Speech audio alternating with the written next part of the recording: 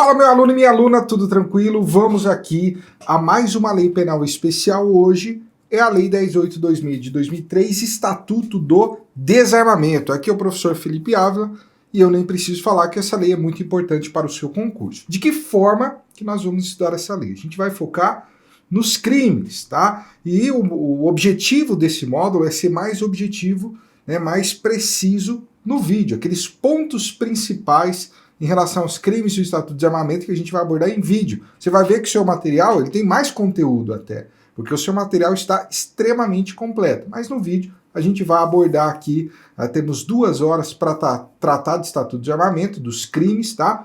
Os pontos principais que caem em prova. Olha só, começando aqui pelo crime do artigo 12. Posse irregular de arma de fogo de uso permitido, tá? Esse é o crime do artigo 12 do Estatuto do Desarmamento. O que diz o artigo 12?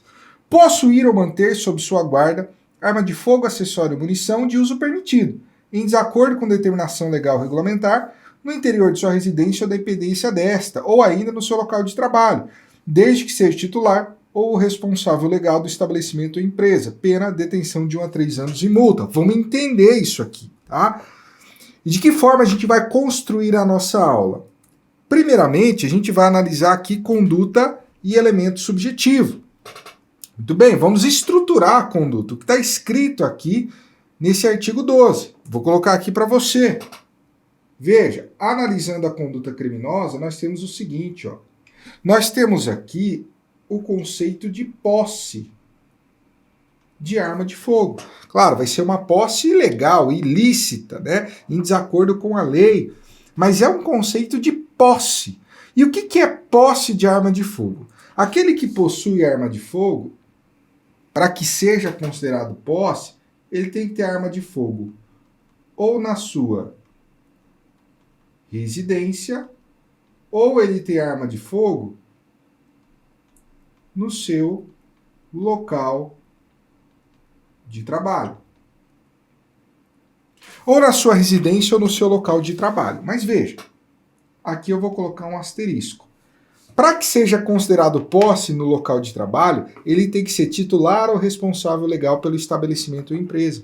Então não é qualquer pessoa que tem uma arma de fogo no seu local de trabalho que vai estar praticando uma conduta de posse, não. Só se ele for o titular ou responsável legal pelo estabelecimento ou empresa. Se ele for um empregado lá, que não é titular nem responsável legal, e tem uma arma de fogo no seu local de trabalho, ele vai responder por porte de arma de fogo, tá? Posse em local de trabalho tem que ser titular ou responsável legal. Beleza. Então, quando ele tem arma de fogo de forma ilegal ou na residência, e aí a lei fala residência ou dependência da residência, que é quintal, garagem e tudo mais, né? Tudo que envolve ali as dependências da residência ou no local de trabalho, sendo titular ou responsável legal pelo estabelecimento ou empresa, ele está numa conduta de posse. Então perceba que a posse fica limitada a esses 2 locais, tá? Se ele é encontrado com arma de fogo em via pública, por exemplo, né, no meio da rua, numa lanchonete, no cinema, aí ele já pratica uma conduta de porte de arma de fogo, que a pena vai ser maior. Nós vamos ver mais à frente, tá? Para ser posse, a arma de fogo tem que estar ilegalmente na residência ou no local de trabalho, tá bom? Assumidas as condições legais. Beleza. Estamos entendendo aqui esses conceitos. Outro ponto importante é que o artigo 12 aqui é uma norma penal em branco. A gente vai ver que o artigo 12, 14, 16 são normas penais em brancos. O que é uma norma penal em branco? Aquela que precisa ser complementada para que ela tenha sentido completo. Ou seja, quando eu olho o artigo 12, em especial, quando a gente fala em arma de fogo, acessório ou munição, de uso permitido, tá? Não é a própria conduta criminosa que vai nos dizer qual arma de fogo, acessório ou munição é de uso permitido.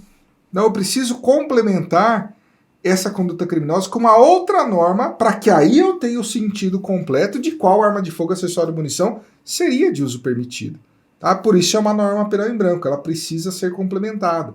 E ela vai ser complementada por decreto, por portaria, tá? Decreto 10.030 de 2019 e Portaria 1222 de 2019 do Comando do Exército. Não precisa decorar o número, tá? Só estou citando. Ou seja, você tem uma portaria ali, né, que regulamenta um decreto, que ela vai citar quais calibres são de uso permitido e quais são de uso restrito. E aí eu vou ter que analisar essa portaria, eu assim que eu falo, juiz, né, para ver se a arma de fogo, acessório ou munição é de uso permitido ou de uso restrito, por exemplo.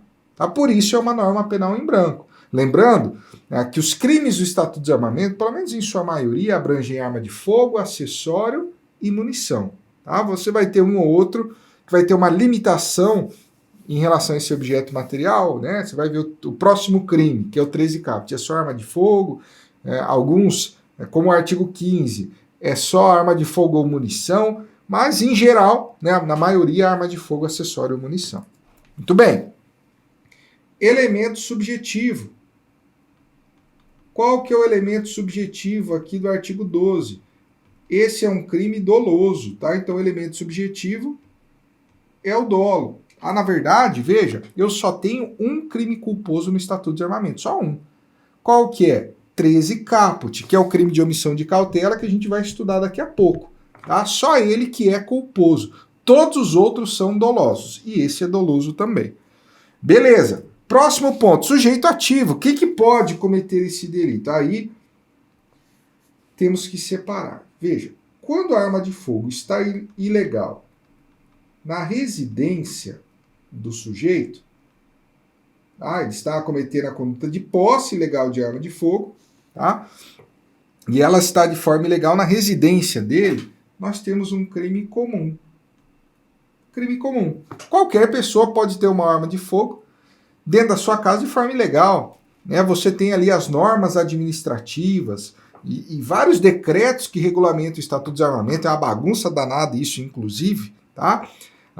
Que vão trazer ali os requisitos legais para ter uma arma de fogo dentro da casa ou no local de trabalho. Tá? Se descumpre esses requisitos, ou seja, manter uma arma de fogo de forma ilegal dentro da sua casa, crime do artigo 12, se ela for de uso permitido. Tá? Porque o crime do artigo 12 aqui fala de arma de fogo, acessório e munição de uso permitido. Muito bem, então qualquer pessoa pode ter de forma ilegal uma arma de fogo, acessório e munição de uso permitido dentro da sua residência. Por isso é crime comum, ou seja, pode ser cometido por qualquer pessoa. Agora, em relação a manter uma arma de fogo em seu local de trabalho de forma ilegal, tá? Aí, para caracterizar a conduta do artigo 12, eu tenho um crime próprio. Não é qualquer pessoa que vai manter uma arma de fogo, acessório ou munição de uso permitido ilegalmente no seu local de trabalho e irá responder pelo 12. Pela posse irregular de arma de fogo de uso permitido, não. Para isso, ele tem que ser o quê? Titular ou responsável legal pelo estabelecimento ou empresa. Então, quando não é qualquer pessoa que pode praticar a infração penal, eu classifico essa infração penal como própria. É um crime próprio. Eu vou exigir uma condição especial daquele que pratica o crime para que ele possa incidir no delito. E aqui ele tem que ser titular ou responsável legal pelo estabelecimento ou empresa. Tá? Portanto, nesse ponto do local de trabalho, nós temos um crime próprio. Então, a depender, né, da modalidade da posse ilegal, se é na residência ou no local de trabalho, eu tenho crime comum ou eu tenho crime próprio. Porque, por exemplo, se eu tenho um funcionário da empresa que não é titular ou responsável legal pelo estabelecimento ali, ele não é, e ele está com a arma de fogo no seu local de trabalho, ele não vai responder por posse irregular de arma de fogo de uso permitido? Não. Aí ele vai praticar uma conduta de porte ilegal de arma de fogo, que se for de uso permitido é o crime do artigo 14, que é mais grave que esse. Tá? Então a condição para ter uma arma de fogo no seu local de trabalho e configurar a posse, que é um crime mais leve, é ser titular ou responsável legal pelo estabelecimento ou empresa. Tá bom? Consumação e tentativa. Ó. Aqui nós temos o seguinte. Consumação. Quando esse delito ele vai se consumar? Ele vai se consumar quando o objeto material ele chega à residência, vou abreviar aqui, ou ao local de trabalho. Quando ele chega à residência ou ao local de trabalho ali do sujeito ativo. No momento que ingressou na residência ou local de trabalho, crime consumado. Tá bom? Nós temos aqui que, segundo a doutrina, esse é um crime de mera conduta, significa dizer que a mera conduta já consuma o delito, tá? Então, é um crime de mera conduta. Segundo a doutrina, também cabe a figura da tentativa. A tentativa é possível? Ela é possível, tá? Ela é possível. Muito bem. A doutrina também observa que esse é um crime permanente. Na verdade, toda vez que você vê uma conduta de posse de arma de fogo, aí numa questão de prova, você tem um crime permanente. Enquanto a arma de fogo estiver na residência ou local de trabalho, o crime está acontecendo. Isso que é um crime permanente, né? É aquele cuja conduta se prolonga no tempo. Enquanto durar a permanência, ele está acontecendo a todo momento, a todo momento. Enquanto a arma de fogo estiver dentro da residência ou local de trabalho, o crime está acontecendo. Então você, policial, vai cumprir o mandado de busca e apreensão. O sujeito já tem há 5 anos ilegalmente uma arma de fogo de uso permitido dentro do seu guarda-roupa da casa. Você vai, depois de 5 anos, encontra essa arma de fogo. Vai prender ele em flagrante? Vai, porque o crime está acontecendo naquele momento. Tá? É um crime permanente. Enquanto a arma de fogo estiver ilegal dentro da casa dele, o crime está ocorrendo. Situação flagrancial contínua. Tá? Então, todas as condutas de posse configuram um crime permanente. Tá bom? Muito bem. Lembrando que aqui, né, nós temos uma posse de arma de fogo, acessório ou munição de uso permitido. Você tem lá no artigo 16 do Estatuto, lá você tem a conduta de posse de arma de fogo, acessório e munição de uso restrito e de uso proibido. A gente vai ver mais à frente. Aqui a gente está falando de uso permitido. Tá bom? Beleza, a gente vai ver esses temas mais à frente. Estou adiantando aos poucos. E agora alguns complementos, tá? Primeiro complemento, letra A. Posse ou porte ilegal, obviamente, tá? Isso aqui se aplica ao porte também de arma de fogo, vou abreviar aqui, desmuniciada. Imagine só, tá? Isso aqui se aplica a posse, se aplica o porte, se aplica a tudo. Posse ou porte ilegal de arma de fogo desmuniciada. É crime do Estatuto de Armamento? Pode configurar crime do Estatuto? Pode. Ah, professor, mas imagine só que o sujeito tem uma arma de fogo dentro do guarda-roupa dele e está sem munição. Se está sem munição, qual que é a potencialidade de ferir alguém? Ou seja, existe perigo no caso concreto? O sujeito que está com uma arma de fogo sem munição, ele causa perigo no caso concreto que, para que ele atire em alguém, tem que colocar a munição. Pouco importa. Você sabe por quê? Porque os crimes do Estatuto de Armamento, eles são chamados ou classificados de perigo abstrato. Crime de perigo abstrato é que a própria lei já presume que a conduta é perigosa. Você não precisa demonstrar no caso concreto que essa conduta causou perigo a alguém, não precisa. Não é um crime de perigo concreto. Crime de perigo concreto é aquele que precisa demonstrar no caso concreto que a conduta causou perigo. Não é a situação aqui. Os crimes do Estatuto de Armamento, todos eles são de perigo abstrato. A lei presume que são perigosos. Então, mesmo uma arma desmuniciada, embora no caso concreto não represente um perigo imediato, pouco importa, porque a própria lei já presume que essa conduta é perigosa. Eu não preciso constatar no caso concreto. Sacou a parada? Então, aqui nós temos que posse ou porte de arma de fogo, mesmo desmuniciada, é considerado crime. Aí vai depender. Se for posse de arma de fogo de uso permitido, crime do artigo 12. Se for porte de arma de fogo de uso permitido, crime do artigo 14. Se for posse ou porte de arma de fogo de uso restrito ou proibido, já vai para o artigo 16. Então tudo vai depender conforme nós veremos, tá? Muito bem. Letra B. Próximo complemento aqui, ó.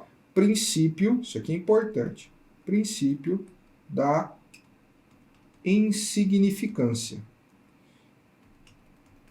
princípio da insignificância. Veja, é possível aplicar o princípio da insignificância aos crimes do Estatuto de Armamento? Tá? É possível. E eu vou mostrar aqui para você a hipótese que está caindo em prova. A hipótese que está sendo decidida ali pelos tribunais superiores. Tá? É possível. Só que tem que preencher 3 requisitos para que nós possamos aplicar o princípio da insignificância a um crime do Estatuto de Armamento. Quais são esses requisitos? Ó, tem que ser essa situação aqui. Ó. Tem que ser ali um sujeito que está com pequena quantidade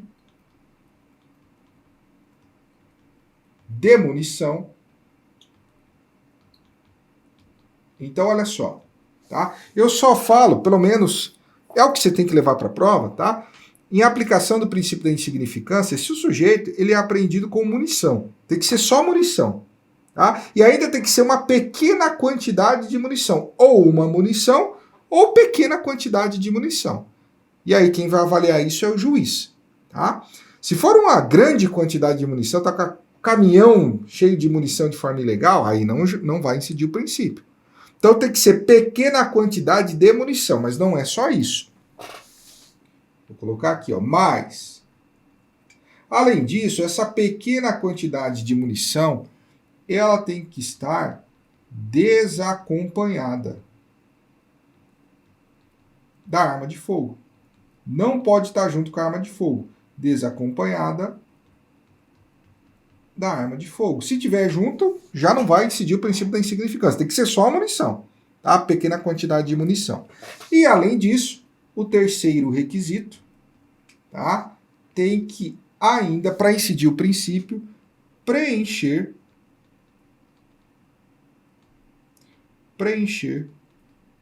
os requisitos do princípio da insignificância. Vou colocar aqui. Do princípio. Porque pode ser, ou podemos estar diante de uma situação na qual foi apreendida uma pequena quantidade de munição desacompanhada da arma de fogo com o sujeito. Mas, por exemplo, ele foi preso numa situação onde ele, além de estar com pequena quantidade de munição, ele estava realizando tráfico de drogas, por exemplo. Tá? Então, nesse contexto, a reprobabilidade da conduta dele é acentuada. Não vai preencher um dos requisitos do princípio da insignificância. Esse caso já foi julgado pelo STJ. O sujeito estava ali com a munição, pequena quantidade, só que realizando o tráfico de drogas. Não, aí não. Aí a reprobabilidade da conduta dele é alta demais. Não tem como aplicar o princípio da insignificância. Tá? Por exemplo, o sujeito que é apreendido com pequena quantidade de munição na fronteira com o Paraguai, e ele já tem diversas passagens por tráfico internacional de arma de fogo. A reincidência dele vai indicar que não é cabível o princípio da insignificância. Então tem que preencher esses 3 requisitos. Aí nós poderemos ter a aplicação do princípio da insignificância. Tá? Então muito cuidado com esse ponto, é um ponto extremamente importante. Fechou? Beleza. Agora, eu vou mostrar um quadrinho para você, antes de ir para os próximos delitos, no seguinte sentido. Ó, nós temos aqui uma tabelinha que cai em prova, então você tem que ficar ligado. Eu trouxe 3 crimes para você aqui. Tá? Você tem o crime do artigo 12, que tem pena de detenção de 1 a 3 anos e multa. Crime do artigo 13 caput, o 12 é o que a gente acabou de analisar. O 13 caput é o próximo, omissão de cautela. Tem uma pena de detenção de 1 a 2 anos e multa. E o 13, parágrafo único, tem outra conduta lá, também detenção de 1 a 2 anos de multa. Quando eu olho esses delitos, é interessante observar alguns aspectos. Primeiro, qual desses crimes será considerado uma IMPO? O que é IMPO? Infração de menor potencial ofensivo. Infração de menor potencial ofensivo que vai ficar sujeito à Lei 9.099 de 95, que é a Lei de Juizados Especiais Criminais. Ou seja, eu vou poder aplicar a transação penal, composição civil dos danos para eles, e toda a Lei 9.099 de 95. Tá? Eu tenho 2, que é o 13 caput e 13 parágrafo único. Esses são os 2 crimes da lei que são de menor potencial ofensivo. Um crime de menor potencial ofensivo é quando ele tem pena máxima, tem que ser pena máxima, não superior a 2 anos. que é o caso aqui dos dois. Ó. É igual a 2 anos, ou seja, não superior a 2 anos. Então, os dois crimes que são de menor potencial ofensivo da lei, 13 caput e 13 parágrafo único. Tá? O contexto ali da omissão de cautela.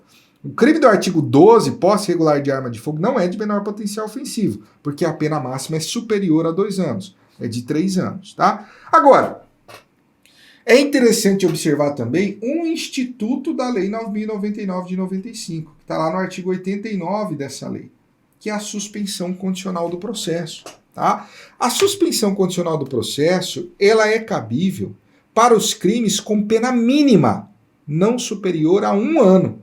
Aí já é diferente. Na suspensão condicional do processo, portanto, eu olho a pena mínima. E ela não pode ser superior a 1 ano. Se ela não for superior a 1 ano, é possível a suspensão condicional do processo. E eu tenho 3 crimes da lei que admitem suspensão condicional do processo. Ó. Tudo pena mínima, não superior a 1 ano.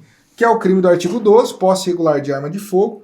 O 13 caput, que é omissão de cautela. E 13 parágrafo único, que é uma figura equiparada que a gente vai ver. Os 3 admitem suspensão condicional do processo. Tá? Então essa tabelinha, ela já caiu em prova algumas vezes. E você tem que ficar ligado, eu já resumo aqui para você, porque o meu objetivo aqui é fazer você acertar a questão de prova. Tá?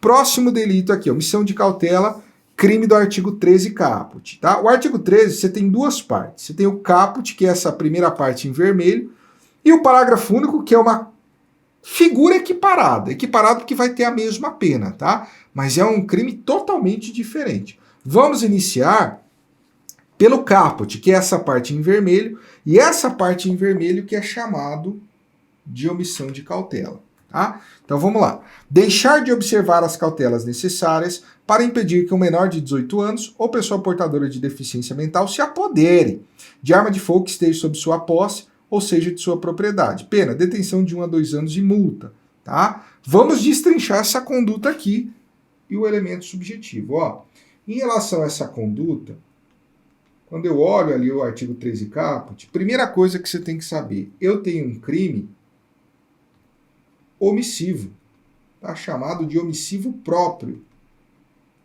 que a própria conduta já descreve a omissão. Ele é omissivo? Ele é. O verbo deixar sempre vai nos demonstrar uma omissão. Ele deixa de observar as cautelas necessárias. Ele é descuidado e não observa as cautelas necessárias. Ele faz o quê? Ele se omite em observar as cautelas necessárias, de modo a impedir que um menor de 18 anos, criança ou adolescente, ou pessoa portadora de deficiência, se apodere da arma de fogo lá, esteja sob sua posse ou seja de sua propriedade. Tá? Então é um crime omissivo. E ao mesmo tempo, além de ser omissivo, ele é culposo, que é uma raridade no direito penal, ser omissivo e culposo. Mas aqui é porque ele deixa de fazer o quê? De observar as cautelas necessárias. Ele é descuidado. Tá aqui, a modalidade de culpa própria aqui, que é aplicável aqui, é a negligência.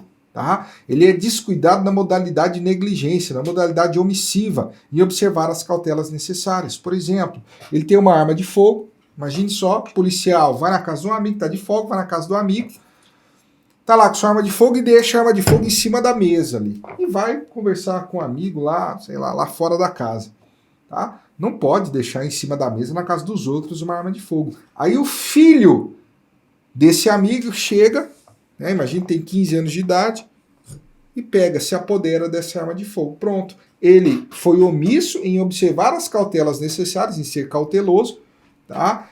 De modo a impedir que um menor de 18 anos, nesse caso, se apoderasse da arma de fogo. Não é uma conduta dolosa. Ele não quis entregar a arma de fogo dolosamente ali. Tá? Se ele entregasse para uma criança ou adolescente uma arma de fogo, ele cometeria um crime lá do artigo 16. 16, parágrafo 1º ali, inciso 5, tá? Que a gente vai analisar mais à frente. Não, foi uma conduta culposa. Então esse é um crime omissivo e culposo. Tá? E veja, é interessante observar aqui que pode ser tanto em relação a um menor de 18 anos ou pessoa portadora de deficiência mental. Tá? Muito bem. Outro ponto importante, se ligue no objeto material. O objeto material desse delito não é arma de fogo, acessório e munição. Não. tá? É apenas a arma de fogo. É só arma de fogo. Tá aqui, ó. Deixar de observar as cautelas necessárias e tudo mais, se apodere de arma de fogo. Aqui eu não tenho acessório, aqui eu não tenho munição. Você vai ver que no parágrafo único é diferente. Então fique ligado em relação a isso, porque já caiu em prova. Aqui só se aplica em relação à arma de fogo, tá? Elemento subjetivo. Ah, professor, e por que se aplica apenas a arma de fogo? Só para você entender, tá? Porque veja, o que pode... Qual que é a preocupação do legislador aqui? É justamente proteger o menor de 18 anos e a pessoa portadora de deficiência em relação a um possível acidente que possa ocorrer. E quando a gente olha para a arma de fogo, acessório e munição, tá? É a arma de fogo que tem mais potencial de causar acidente, porque o acessório, por exemplo, um silenciador por si só, não vai causar acidente. A munição sozinha, se é arma de fogo, né, só se ele engolir ali, né, mas tem um potencial muito pequeno de causar um acidente. Agora, a arma de fogo não. A arma de fogo tem um potencial maior, tá bom? Muito bem. Elemento subjetivo, como eu coloquei ali em cima, é a culpa, tá? Esse é um crime culposo, aliás, esse é o único crime culposo do Estatuto de Desarmamento. Qual, professor? O único, 13 caput de omissão de cautela, o único. Lembre-se disso, o resto é tudo doloso. Sujeito ativo, quem que pode cometer esse delito? Veja, para a maioria, nós estamos diante de um crime próprio. Não é qualquer pessoa que pode cometer. É só o proprietário ou possuidor da arma de fogo. Eu discordo. Eu acho que qualquer um pode ser proprietário ou possuidor, mesmo que seja de forma ilegal, tá? Mas não leve o que eu acho para a prova. No livro, eu coloco isso na nota de rodapé, não sou só eu, tá? O professor Nestor Távora também entende no mesmo sentido. Mas, enfim, a grande maioria vai entender que é crime próprio. Exige uma condição especial, só se for proprietário ou possuidor de arma de fogo. E é isso que você vai levar. Consumação e tentativa. Consumação. Veja, quando esse crime vai se consumar? Olha que interessante. Ele vai se consumar quando o menor ou pessoa portadora de deficiência se apodera da arma de fogo. No momento em que se apodera, cuidado, é quando se apodera, ó, quando pega, né, se apodera da arma de fogo. Não precisa causar nenhum acidente. Não precisa. Se ele se apoderou da arma de fogo e colocou de volta na mesa, o crime já está consumado, tá? É no momento em que se apodera. Muito bem. Então, nós temos, embora haja divergência na doutrina, que esse é um crime material. Exige o resultado naturalístico, que é se apoderar da arma de fogo. Nessa situação aqui, cabe tentativa? Não. Não cabe a figura da tentativa. Por quê? Porque esse é um crime por dois motivos, tá? Porque esse é um crime omissivo próprio, crime omissivo próprio não admite tentativa, e porque esse é um crime culposo, tá? Que também não vai admitir a tentativa. Então, de jeito nenhum. Beleza, fechamos. 13, parágrafo único. Olha só, olha o parágrafo único. Já é uma outra conduta, que está em vermelho aqui, nas mesmas penas, ou seja, detenção de 1 a 2 anos de multa, incorrem, aí você vai ver que a conduta é totalmente diferente, o crime é outro, só a pena que é igual. O proprietário ou diretor responsável de empresa de segurança e transporte de valores que deixarem de registrar a ocorrência policial e comunicar à Polícia Federal perda, furto, roubo ou outras formas de extravio de arma de fogo, acessório ou munição que estejam sob sua guarda nas primeiras 24 horas depois de ocorrido o fato. Tá? Então, vamos colocar aqui, vamos destrinchar essa parada. Aqui no 13, parágrafo único, olha que interessante. Eu tenho um crime que ele também é omissivo, tá? Assim como o 13 caput, que é omissão de cautela.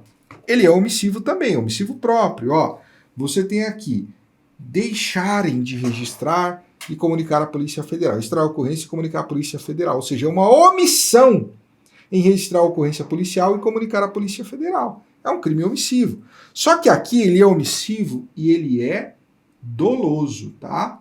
Ele não é um crime culposo, até porque o único crime culposo da lei é o 13 caput, que é a omissão de cautela.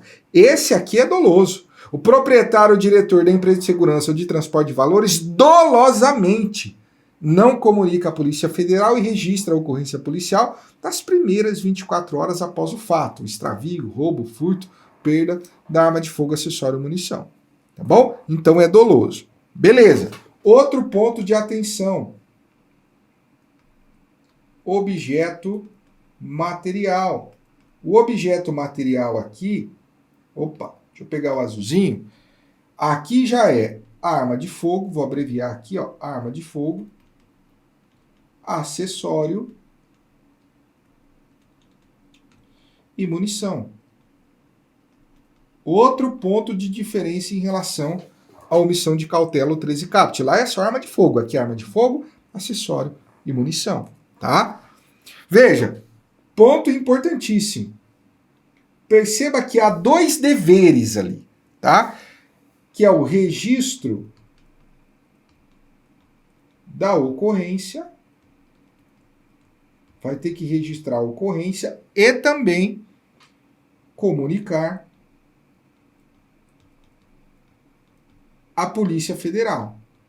E aí, quando você olha na conduta ali,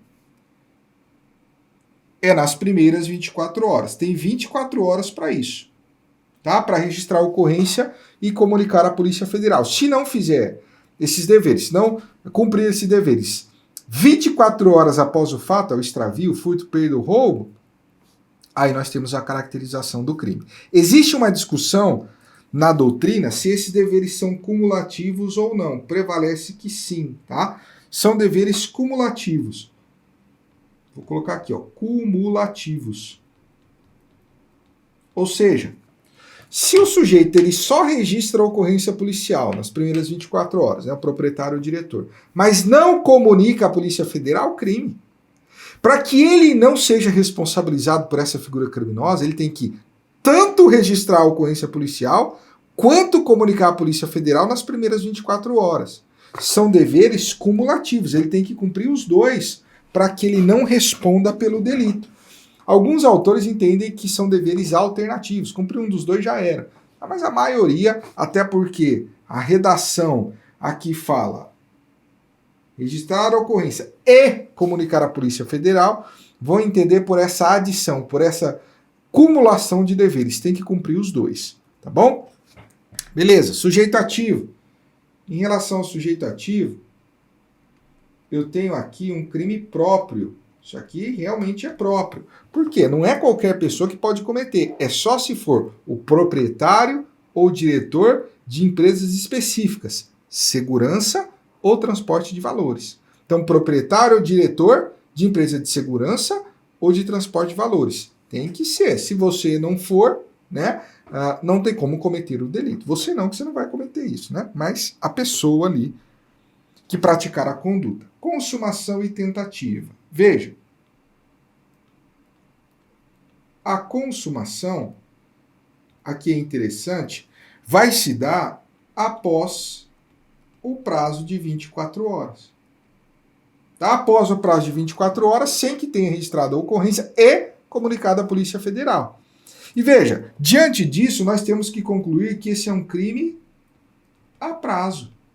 Ele não é instantâneo, ele não vai se consumar instantaneamente. Ele vai exigir um lapso temporal de 24 horas para que ele esteja consumado, tá? Então ele é um crime a prazo.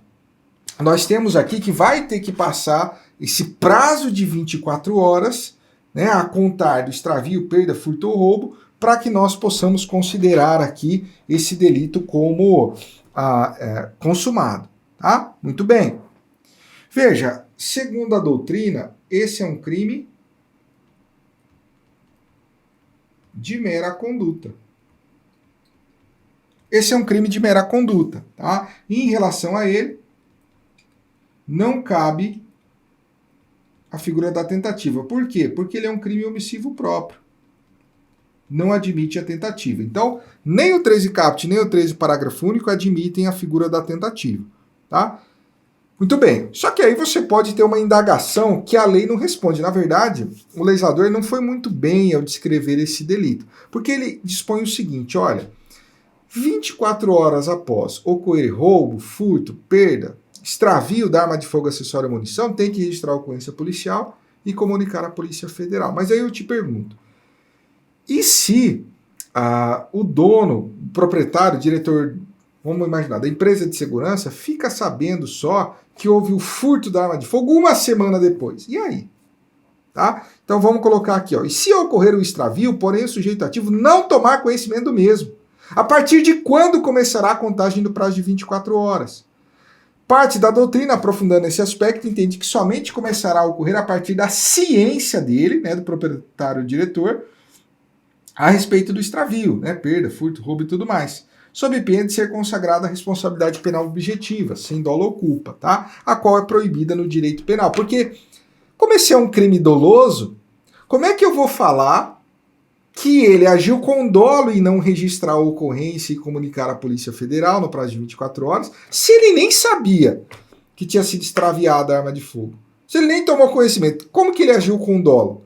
Não tem como, né? Aí, se você quisesse imputar a ele esse delito, seria sem a comprovação do dolo. Seria uma responsabilidade penal objetiva, que é sem comprovar dolo ou culpa, o que é proibido em direito penal. Então, nesses casos que a lei deveria prever ou redigir melhor o tipo penal e não fez, a doutrina vai entender o seguinte: olha, claro, eu só vou contar esse prazo de 24 horas a partir do momento em que ele tem ciência da perda, do furto, do roubo ou do extravio, tá? A partir do momento em que ele tem ciência, tá bom? Muito bem, eu estou olhando aqui os próximos artigos. Eu vou parar aqui essa aula em cerca de 36 minutos e a próxima aula eu vou ministrar ela com você com um pouco mais de 1 hora. Eu sei que juntando as duas partes vai dar em torno de 2 horas, tá bom? Então eu vou aqui aos 36 minutos e depois eu continuo aqui com vocês até o final ali dos crimes, dando 1h30, né? O próximo bloco vai ser de 1h30 mais ou menos, tá bom? Grande abraço e até o próximo bloco.